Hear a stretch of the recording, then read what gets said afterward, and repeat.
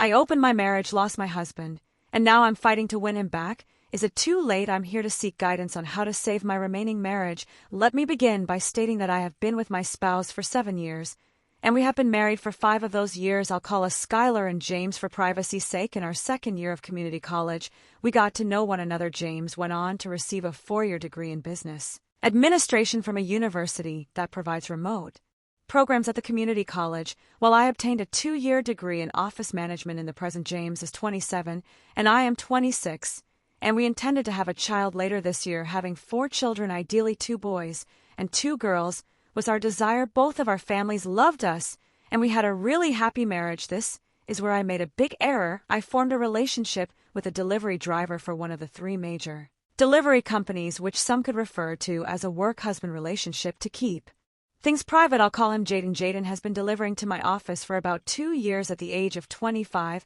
and unmarried, unquestionably we clicked right away. It wasn't romantic, but there was a spark that pulled me to him. Every time he made a delivery, we would converse for at least 10 minutes. I started to look forward to seeing him and always made sure to be honest with him. When he showed up, our chat went farther than normal. One day, Jaden said he wanted to ask me a personal question. He said he didn't want to offend me or endanger our business relationship because it was so personal. I encouraged him to ask and reassured him that was okay. I feel a very strong attraction to you and wondered if you felt it too. He admitted at that point. His audacity shocked and embarrassed me. After giving it some thought, I confessed that I felt it as well. Jaden continued by saying that if I weren't married, he would have asked me out. The conversation ended when I thanked him for the compliment. That was the last of him. Our conversations grew awkward and short throughout the course of the following week. I was so ashamed that I thought I had gone too far. Even as James and I continued to enjoy our married lives at home, the guilt persisted. To be clear, I have always been totally happy with James as a husband, friend, and lover. I thought he would have said the same of me at the time. For me, he was ideal. Nevertheless, I mistakenly started to dream about having both my devoted husband and a relationship with Jaden that went beyond business chats. Later, I discovered that this is frequently called eating cake and treat. I began reading up on open marriages and polyamory. I initially thought the concept was nasty and ridiculous. I was certain James would not consent, and even if he did, I wanted to prevent our marriage from being harmed and our family from becoming estranged. Weeks went by, and my married life was still great, but there were still thoughts of Jaden. I came upon a blog article by a lady in an open marriage with the heading, "It Doesn't Hurt to Ask." When I went back to the subject, she talked about how she sought a relationship with a man she met while volunteering. Even though she loved her spouse, after 2 years of suppressing her emotions, she finally asked her husband on a lengthy drive. He was interested, which surprised her. 4 years later, they apparently had a stronger, happier connection after opening their marriage and finding other lovers because it mirrored exactly what I wanted, but was too scared to question James about her. Tale struck a chord with me. Then one Sunday morning, I made the decision to bring up the topic as we were relaxing at home, conversing and using our phones to browse the internet. I just read this online post about open marriages. I said immediately to James, "How do you feel about them? Are you talking about couples sleeping with other people?" He questioned. Glancing at me, I reaffirmed and inquired about his thoughts once again. In response, James said he found it repulsive and added that if someone wanted to sleep together, they should simply seek a divorce. I said it's really becoming popular here in the U.S. and other Western countries in an attempt to diffuse the situation, but his expression made it obvious that he was disgusted by the subject. So I quickly changed the topic. His response made me decide that I would never bring it up again, since I didn't want to endanger our marriage, which I thought was fantastic. A few weeks later, James and I were snuggling in bed together, enjoying the glow from a fantastic evening. He remarked abruptly, "Who did you have in mind when you brought up open marriages last week?" As I lay on his chest, unable to see his face, I went cold. I gently lifted my head to look at him, and a pit developed in my stomach. "What are you discussing? What are you saying?" I stumbled. James clarified that he has read studies indicating that a woman's reference to an open relationship with her boyfriend frequently indicates that she has previously cheated or has another lover in mind. I was shocked by what he said. In fact, I was shaken to my very core. James remarked, "I know you too well." After realizing the effect of his comments, "Just be honest, I can tell you're hiding something." I could have stopped there, but instead I remained silent, turned my head away, and finally told him I have never cheated on you and would never do so. Rather, I acknowledged that there was someone at work I may think about if we ever discussed an open marriage. "Tell me about this work friend," James insisted. I reluctantly started to describe Jaden and our encounters, including the moment he revealed his emotions for me.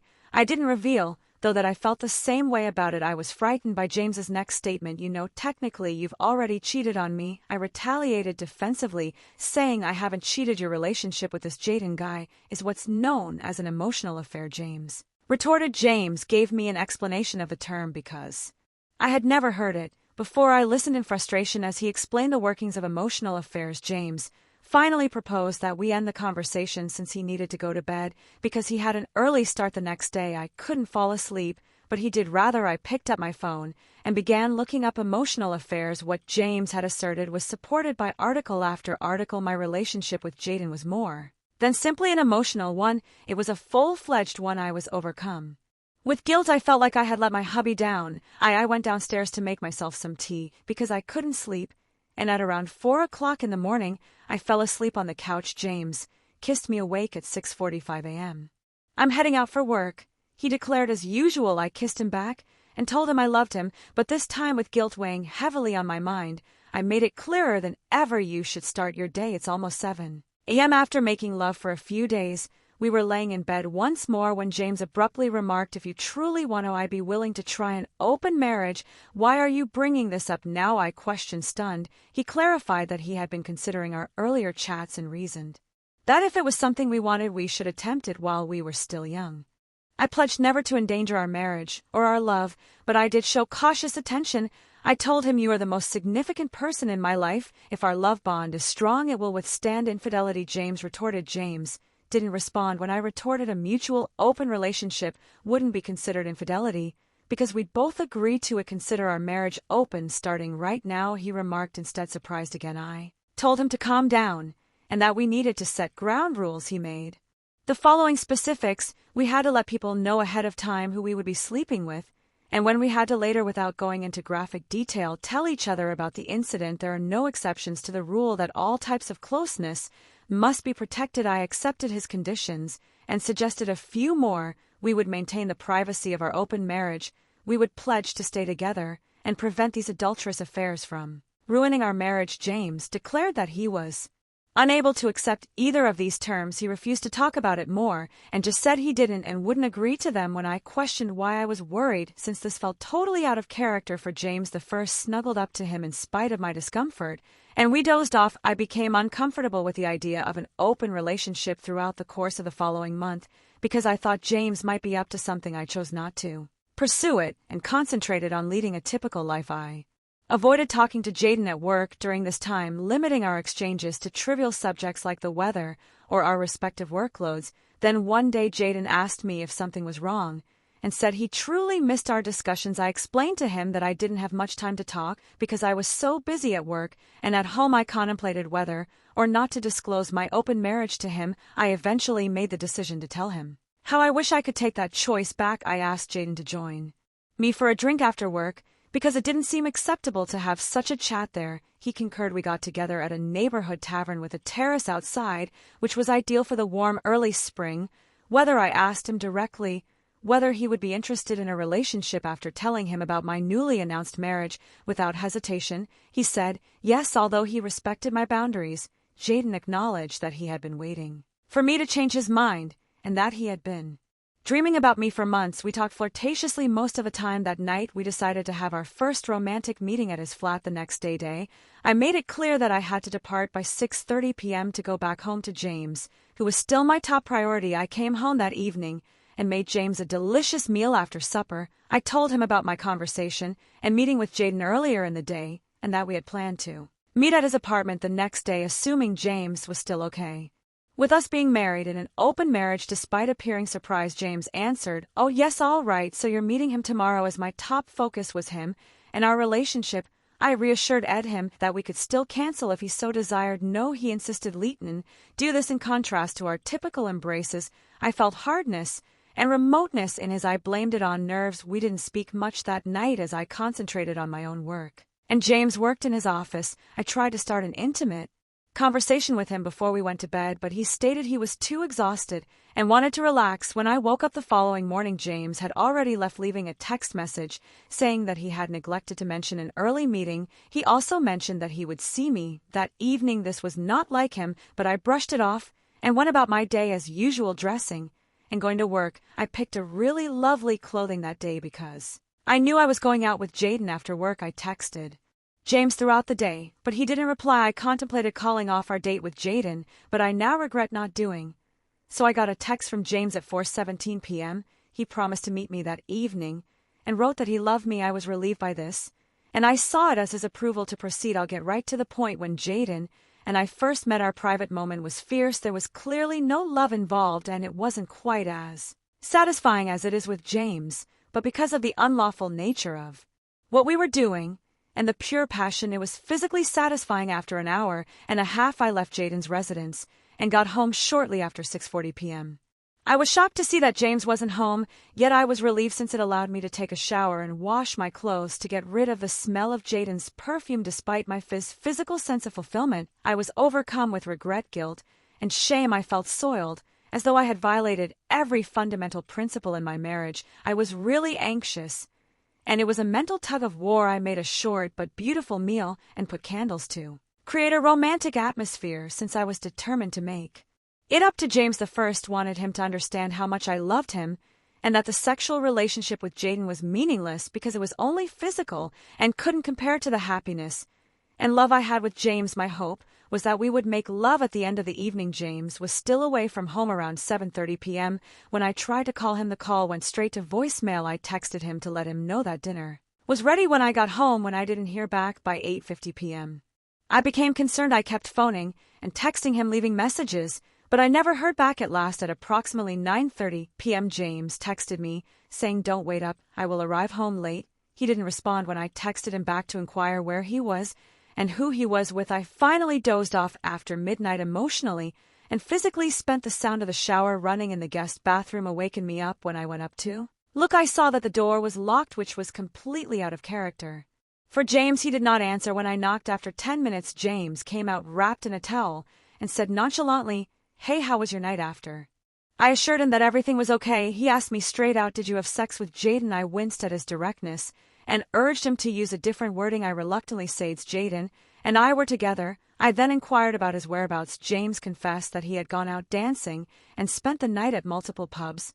Because I could smell perfume on his clothing, I was suspicious and questioned who he was with. Upon pressing, I inquired, "Who is she?" He said that he didn't have to identify her because they hadn't shared a bed. Although I was astonished by what he said, I was more offended by his tone and language. James's angry remarks caused me great concern.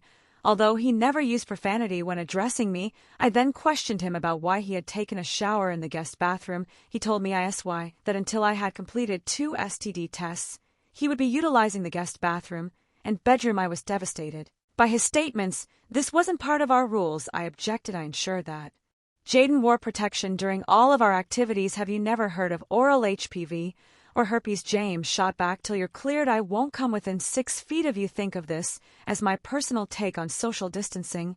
I informed James that I wanted to end our marriage right now since I was so distraught and crying. I cried, "This is the last thing I wanted to happen." "No way," James shot back.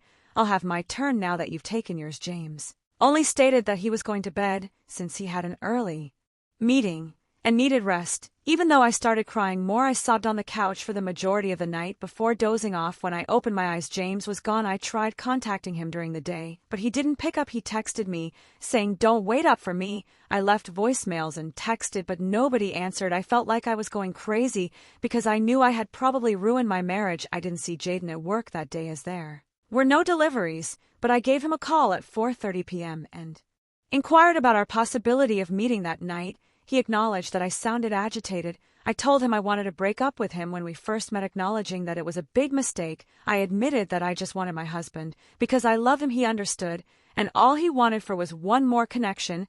Other than that, he would only ever speak to me at work. I consented, and our brief and unremarkable hookup lasted less than 10 minutes and consisted just of a basic posture. Jaden later said to me, "That was awful." I apologized, acknowledging that the entire affair was a tremendous error and not his fault. He just lay there like a tree trunk after getting ready and giving him one last hug, I turned to depart. I asked Jaden, bewildered, what he meant when he said he never understand when women like you before I left, but he just muttered nothing, no comment. With a look of utter hatred on his face, I hurried off, sobbing all the way home. How was I able to be so foolish? I had ruined my marriage for nothing at all. I felt filthy once more and thought I was the world's most foolish person. It was 1 a.m. when James finally returned home. That evening I was tired of knowing that I was the only one responsible for ruining my life. James did the same thing on Friday, leaving before I woke up and texted me, "Don't wait up for me." The coldness and distance between us broke my heart. I missed our mornings, evenings, and weekends together, cooking together, going on walks after supper, and chatting about random topics. I sorely missed it when it was all gone. I sent James a text message requesting to speak with him the following morning. "All right," he said, "as long as it's first thing." I asked him where he was going, but he didn't respond. "I'm leaving for the day." It was 1:30 a.m. when he returned home.